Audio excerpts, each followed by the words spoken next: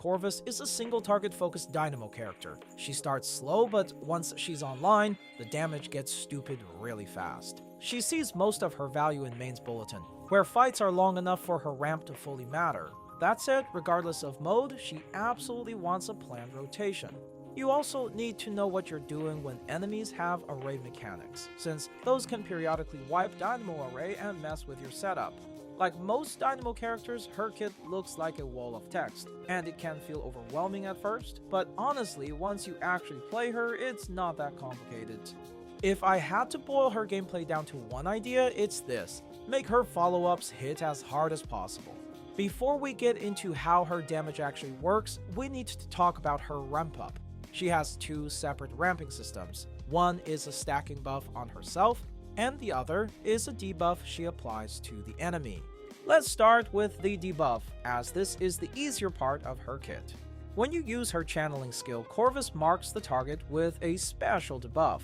This marking is similar to Argus, where you can only have one mark active at a time, but the difference is Corvus's mark doesn't have a turn limit. Every time you hit that marked enemy with a mental damage attack, they lose 1% mental defense, stacking up to 50 times. In most in-game content, that ends up being roughly a 500 attack swing.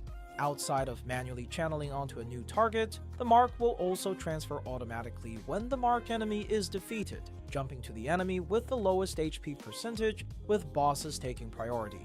That said, the defense reduction doesn't carry over when the mark moves, which is why Corvus is a bit worse in non-single target scenarios. Okay, that's the simple part of her kit covered. Pretty straightforward so far. The self-buff side is where things get more complicated and where most of Corvus's damage scaling actually lives. Her self-buffs come in two layers. Officially, they're called Electric Arc and Flickering Arc. For sanity's sake though, we are just going to refer them as Temporary Charge and Permanent Charge. Temporary Charge is the one you're building constantly in combat. You get some from using her skills, but most of it comes from hitting enemies marked by her debuff. Every hit gives you a stack, and mental damage attacks give you an extra one. In a single cycle, you can only stack up to 60 temporary charges. Permanent charge is the long-term part of her scaling. When a rank 3 Dynamo Array ends, all of the temporary charge she's carrying gets converted into permanent charge. This caps at 240, so when Corvus is fully ramped, she can be sitting on 300 total charges at once. With that being said, what do these charges actually do? Well, a lot. At the most basic level, they're just a big attack buff. Every stack gives Corvus 0.3% attack. Corvus's channeling follow-up is the big hit that fires at the end of her turn, which prioritizes the enemy marked by her. Every time she uses her channeling skill, the duration gets extended by 2, and as far as we can tell, there's no real cap. On top of that, her ultimate can trigger this follow-up one extra time in the same turn. We'll come back to her ultimate in more detail later when we talk about rotations, because it matters a lot more there. But for now, just keep in mind that it effectively lets her double dip on her biggest hit in a turn. This attack gets some absolutely crazy scaling from her charges and her Dynamo Array rank, but there's a condition. The target needs to have Breaking Point. Only when this attack consumes a stack of Breaking Point will it benefit from all the bonus scaling. Without Breaking Point, the attack is pretty tame. It just deals 400% mental damage and only benefits from 100% of her ultimate might. The good news is, this condition is basically free. Corvus applies Breaking Point naturally through her kit. Her skill 1 does it, skill 2 does it, and her ultimate does it as well. And since with Corvus, you only trigger one follow-up per turn through the channeling, with the extra follow-up from her ultimate applies its own Breaking Point, you functionally only need to apply one Breaking Point per turn, which already happens while you're spamming skills for Moxie anyway. Now, back to how the charges scale this thing. Realistically, the rank 1 and rank 2 Dynamo Array versions don't matter much. Almost all of her damage comes from rank 3. At rank 3, the follow-up gains a flat 600% base multiplier. On top of that, every single charge stack adds another 5% multiplier and also boosts ultimate might by 0.3%. By your third rotation, usually around turn 12, you're already looking at roughly a 1900% multiplier attack, benefiting from about 154% ultimate might. At max stacks, that climbs to 2500% multiplier with 190% ultimate might. Now that we understand how her follow-up actually works, let's finally go over her rotations. One of the most important goals when playing Corvus is getting 4 follow-up attacks out during the 2 turns where Dynamo Array is at rank 3. That window is where almost all of her burst damage lives, and if you miss it, you're leaving a lot of damage on the table. When Dynamo Array reaches rank 3, a couple things happen at once. First, Corvus's max Moxie increases to 10, and then she immediately gains 3 Moxie on top of that. Because Corvus is so Moxie hungry, you're basically spamming her skills whenever possible, and once the enemy already has enough breaking point, the skill's own effect isn't that important anymore. So, if you have the option, manually merging her skills for extra Moxie generation is usually the better play. This is also why unfinished tuning is preferred on Corvus. Another thing you can optimize when playing Corvus is her placement in the team. If you place Corvus last in the team, some of your other characters' follow-up attacks will resolve first, which lets you squeeze out a few extra charge stacks before Corvus's follow-up lands.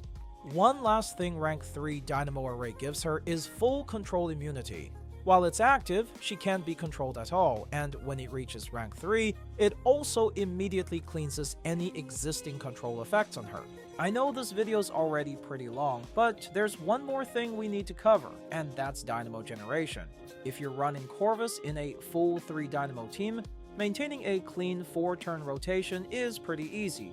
But if you drop to only 2 Dynamo characters and try to slot in Flutter Page instead of Ulrich, things get a lot more tight. Like the rest of this archetype, Corvus can both generate and inject Dynamo. She gains 10 Dynamo every time she actively uses an incantation. On top of that, when her temporary charge converts into permanent charge at the end of a rank 3 Dynamo Array, she also gains 1 Dynamo for every 2 charges converted. If she ends the cycle with 60 stacks, that's 30 Dynamo right there. The problem is injection. Corvus only has one way to inject Dynamo into the array. Every time her follow-up attack triggers, she injects up to 20 Dynamo. Karen works the same way, also capping at 20 per turn. That means together they can only inject 40 Dynamo per turn. With Karen in the team, you need to generate 90 Dynamos to reach rank 3 array, and 40 per turn leaves you 10 short of reaching rank 3 within 2 turns. There are 2 ways to deal with that gap. The first option is running Ezra as your sustain, since he can help contribute Dynamo. The issue is that his shield uptime just isn't reliable enough, so this route isn't very practical. The more consistent solution is Corvus's ultimate. Like we talked about earlier, using her ultimate causes her follow-up to trigger 1 extra time that turn. It's the exact same follow-up, which means it also injects Dynamo into the array. If you add just 1 extra ultimate while charging the array, that extra follow-up gives you enough injected Dynamo to hit rank 3 within 2 turns. And this is again why unfinished tuning is preferred in this setup over First Melody. Between the tuning effect, Karen's ultimate removing cards, and the tuning's ability to generate cards on demand, it becomes much easier to feed Corvus the extra Moxie she needs. You can also run Vila here.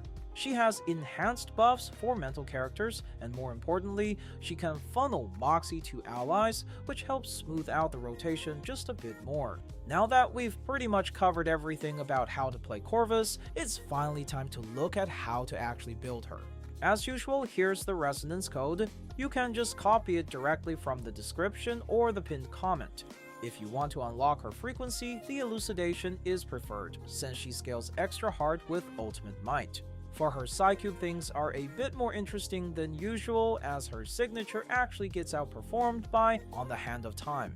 This Psycube ramps up within her first rotation after the 2 ultimate. And once it's fully active, it gives anywhere from 14 to 28% penetration and 42 to 60% crit damage. While they didn't look that impressive on Flutter Page when it was first released, since she wasn't a DPS, the Psycube is pretty absurd when placed on the new DPS characters. Her portraits are decent, but as usual, they're not mandatory.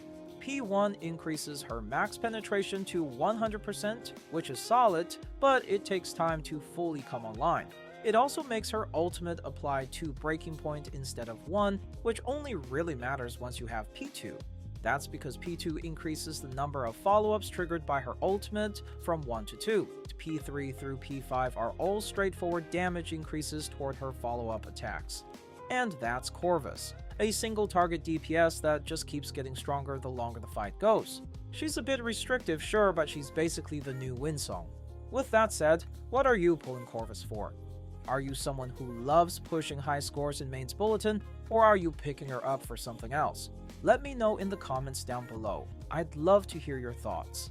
And as always, this has been Steamed Bun X, thanks for watching, and I'll see you in the next video.